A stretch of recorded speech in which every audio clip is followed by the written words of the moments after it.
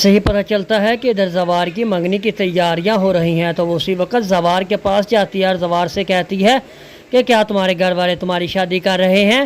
تو زوار کہتا ہے کہ نہیں، یہ میری بہن مریم کی شادی کی تیاری ہو رہی ہے اور اسی کی شادی ہوگی۔ تو زوار کہتا ہے کہ پارس تمہیں اس بات سے کیا لینا دینا، میری شادی ہو یا نہ ہو؟ تو آگے سے پارس کہتی ہے کہ کیا میں تمہیں ایک دوست ہونے کے ناطے پوچھ بھی نہیں سکتی؟ یہ بھی حق نہیں رکھتی تم پر؟ تو زوار کہتا ہے کہ نہیں، میں صرف تمہارا باس ہوں، ٹھیک ہے نا، اور تم میری باس ہو، میں تمہارے ہاں ملازم ہوں، اس سے بڑھ کر ہمارے درمیان کوئی رشتہ نہیں ہے۔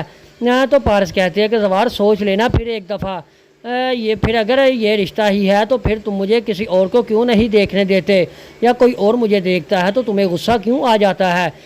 تو آگے سے زوار کہتا ہے کہ یہ میری ڈیوٹی ہے اور میں بس اپنی ڈیوٹی ہی نبھا رہا ہوں۔ تو پارس کہتی ہے پھر آپ نے اپنے بابا جان کو کیوں منع کر دیا؟ اپنے نکاح کے لیے آپ نے اپنی بہن کی تو شادی کروا رہے ہیں، اپنی کیوں نہیں کر رہے؟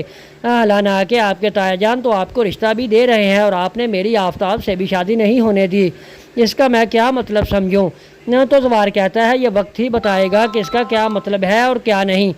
تو پارس خاموش ہو جاتی ہے اور زوار بھی چلا جاتا ہے۔ ان ساری کی باتیں زوار کی بہن مریم سن لیتی ہے اور وہ پارس کے پاس جاتی ہے اور پارس سے کہتی ہے کہ کیا پارس باجی آپ کا زوار بھائی پر اگر دل ہے تو میں زوار بھائی سے بات کر سکتی ہوں، کیونکہ ہمارے درمیان بہت زیادہ انڈرسٹینڈنگ ہے، میں اگر اپنے بھائی سے کہوں گی تو وہ مان جائیں گے۔